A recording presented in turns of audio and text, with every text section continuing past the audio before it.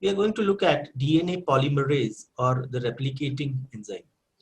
And we have to compare it with prokaryotes and that in case of eukaryotes. In case of prokaryotes, we have or we categorize them as DNA polymerase 1, DNA polymerase 2, and DNA polymerase 3. Whereas in case of eukaryotes, it is referred as alpha. In case of eukaryotes, the DNA polymerase 2, DNA polymerase 2 has different subunits, like we call it as epsilon, beta, gamma. DNA polymerase 3 in case of eukaryotes is delta. Now, what is the role of all these enzymes? Now, this alpha DNA polymerase in case of eukaryotes, these are the subunits. So subunits alpha, this is involved in primase activity. What is the meaning of primase? Primase means it is the addition of primer, and this primer is a small stretch 8 to 10 nucleotides of RNA. This is also involved in filling the gaps. We call it as gap filling, and the synthesis of lagging strand. It is also involved in the synthesis of lagging strand. DNA polymerase 2, in case of prokaryotes, it's referred as DNA polymerase 2. In case of eukaryotes, it has several subunits, and this is involved, say for example, epsilon is involved in DNA proofreading. So in case these bases which have been added, if there is an error in that, so therefore these are involved in proofreading mechanisms, and we call it as proofreading and repair mechanisms. Beta subunit is exclusively involved in DNA repair, and in the gamma subunit is involved in the mitochondrial DNA synthesis. It is involved in mitochondrial DNA synthesis.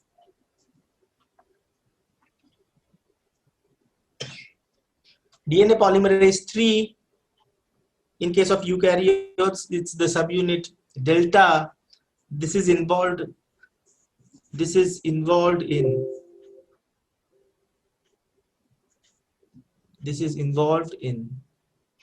leading strand synthesis. The most important, we can say, the function of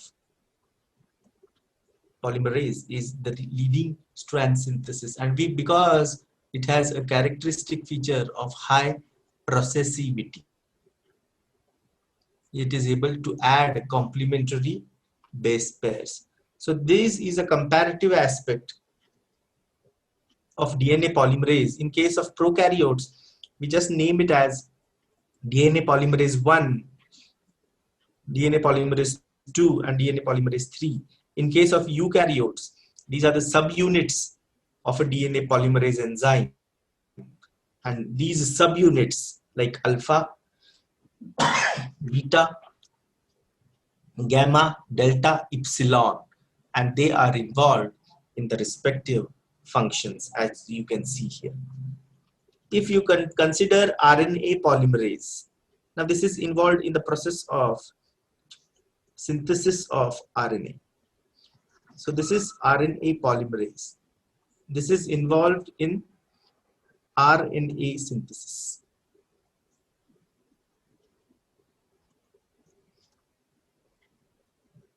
In case of eukaryotes especially, in case of prokaryotes, we just call it as RNA polymerase, and this will do the whole function of synthesis. But in case of DNA, it has three different types, or we can categorize it as RNA polymerase 1, RNA polymerase 2, and RNA polymerase 3. Now this RNA polymerase 1, you have to remember that this is involved in the synthesis of ribosomal RNA. This is involved in the synthesis of ribosomal RNA. Now especially 28S rRNA, please remember these, 18S rRNA, where S represents the sedimentation coefficient, 5-S rRNA. So these rRNAs, ribosomal RNAs, are synthesized by RNA polymerase 1. RNA polymerase 2, in case of eukaryotes, it is involved in the synthesis of messenger RNA. And RNA polymerase 3 is involved in the synthesis of transfer RNA. And the types of RNA which it synthesizes is 5S rRNA and small nuclear RNAs. So this is involved in tRNA, and it also is involved in the synthesis of 5S rRNA. Because this is somewhat exceptional case, we have got to remember this. This is not included in ribosomal RNA synthesis.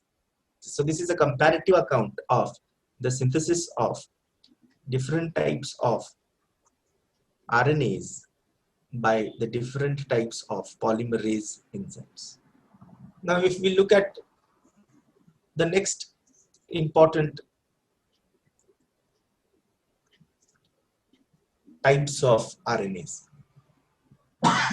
If you look at different types of RNAs, we are all aware that the different types of RNAs, we call them as mRNA,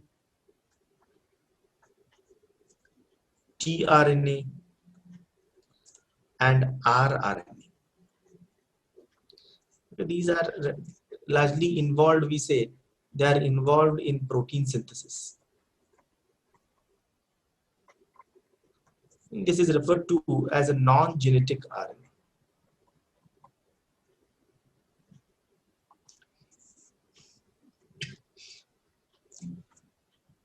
So structurally, all these are unique. If we look at the first one, we call it as a messenger RNA. Now this messenger RNA, we simply write it as mRNA.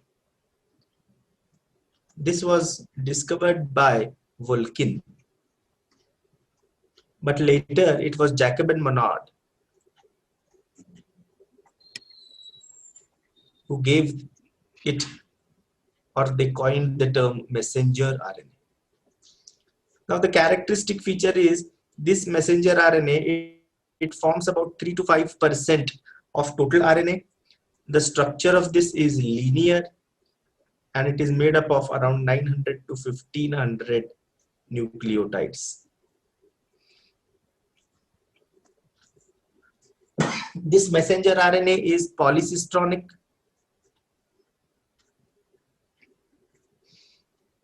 or which codes for several proteins in case of prokaryotes, or it can be monocistronic.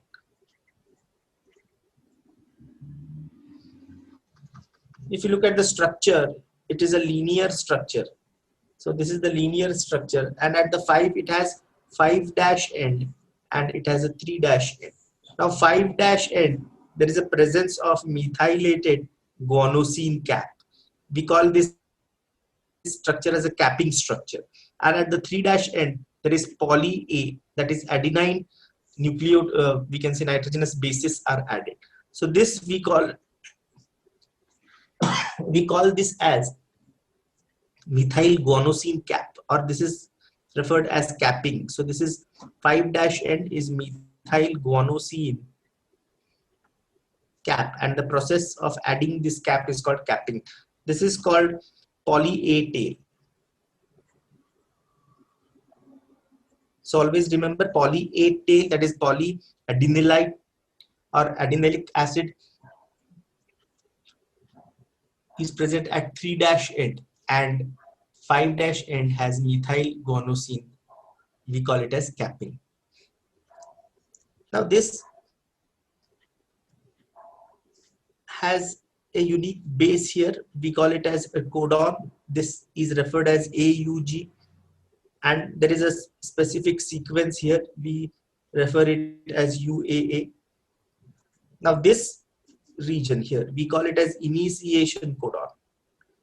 On the RNA structure, this AUG, a codon 1, 2, 3, 3 nitrogenous bases, we call it as initiation codon, and this is referred to as the termination codon.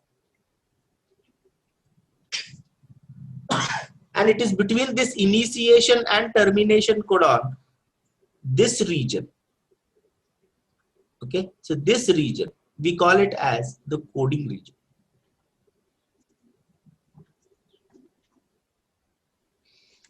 This is referred to as a coding region. That means these codons, they code for, what do I mean by coding region? They code for amino acids. Whereas these regions, these are non-coding regions. And even this region, we call it as a non-coding region. The role of this methyl guanosine cap is that it promotes ribosome binding. So the ribosome will bind here so that the process of protein synthesis can initiate or it can take place. And the role of poly-A tail is that it increases the stability of messenger RNA, and therefore it will prevent the degradation of the molecule. And as the word messenger, it says that it carries information for protein synthesis. So word messenger means what? It carries information in the form of codon. 3 nitrogenous bases, they code for 1 amino acid, and that is referred to as a single codon. So this is the structure of messenger RNA, and these are the some of these specific characters which you should be aware. What percentage, what is its structure, what are the number of nucleotides this messenger RNA is made up of. The second type of RNA, we call this as a transfer RNA. The second type of RNA, we call this transfer RNA. And this transfer RNA is also referred to as tRNA. If you look at the structure, this transfer RNA, it has 3 loops like this. So one end of this is a 5' end, and other end, the other end of extreme of this, we call this as a 3' end. And always remember, this 3' end ends in CCA. This is the 3' end. So CCA 3' end, and there is a guanosine here at 5'. These are the 3 loops which are present here. So these 3 loops actually are the regions where there is no hydrogen bonding between the nitrogenous bases. So these loops, the first one here in this case is referred to as dihydroxyuridine loop. So this is referred to as dihydroxyuridine loop. This region is referred to as anticodon, or this is also referred to as NODOC, because it reads the codon because it reads the codon CODON in the reverse way, therefore it is referred to as NODOC. And this one we call it as pseudouridine loop.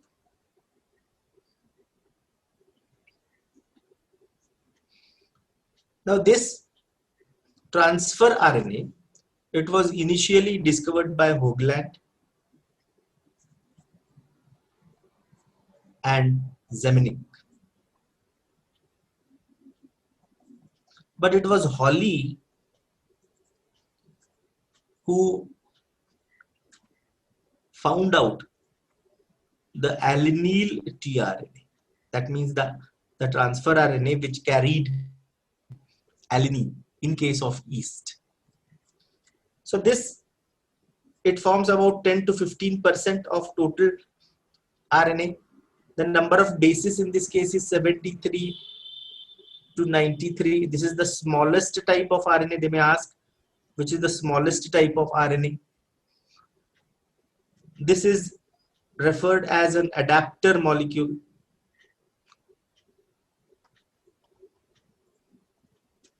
That is connecting the messenger RNA and ribosomal RNA.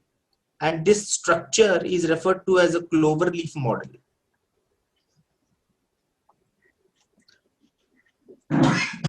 Cloverleaf because it has 3 leaflet-like structures. And this is referred as cloverleaf model.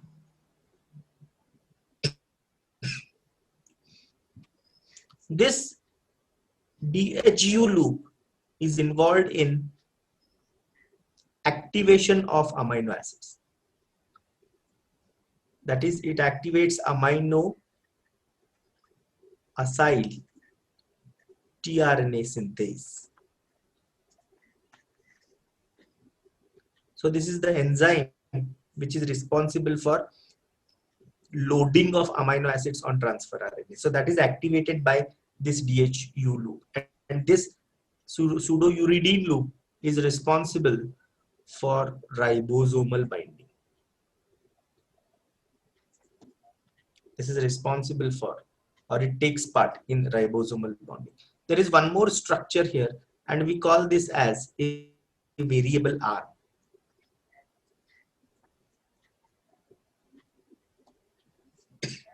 This DHU and pseudouridine loops are unique because these have some unusual bases. That means they are not adenine, guanine, uracil, but they are some unusual bases, and therefore they are referred to as pseudouridine and dihydrouridine. Now, for example, they may have unusual bases like pseudouridine. So pseudouridine is an unusual base. Then we have methyl inosine. This is unusual base. Methyl guanine. This is also an unusual base. Try to remember this as far as possible. Dihydroxyuridine. This is also an unusual base. The third type is referred to as ribosomal RNA, or simply it is referred to as rRNA.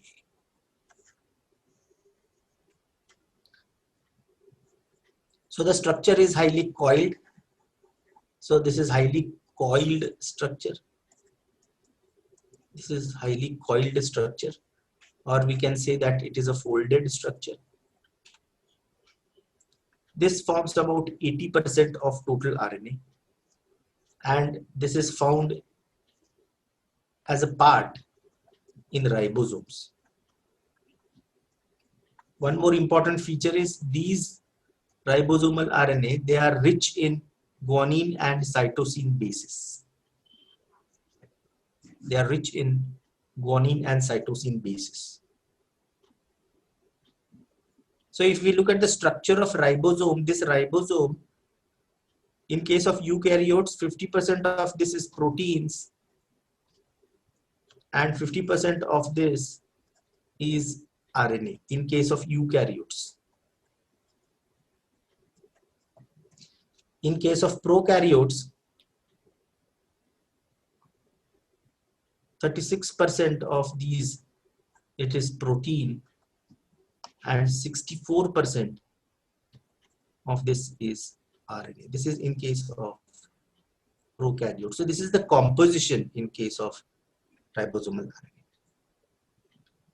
And this is, so if you compare messenger RNA, it is responsible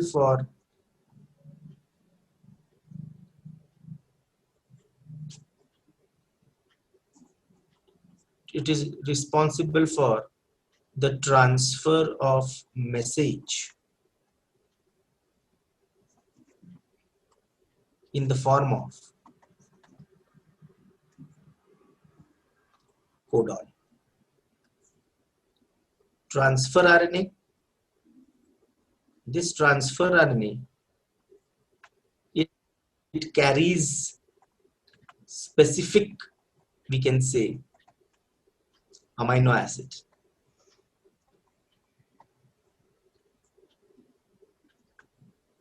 And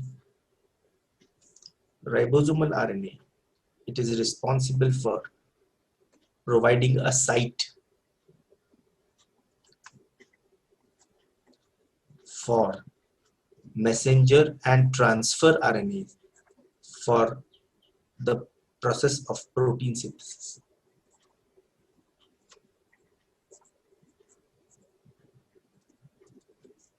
So this is about the enzymes, DNA polymerase, RNA polymerase, and the different types of messenger RNAs with its characteristic features. So these are the things that can be asked in the examination. Thank you.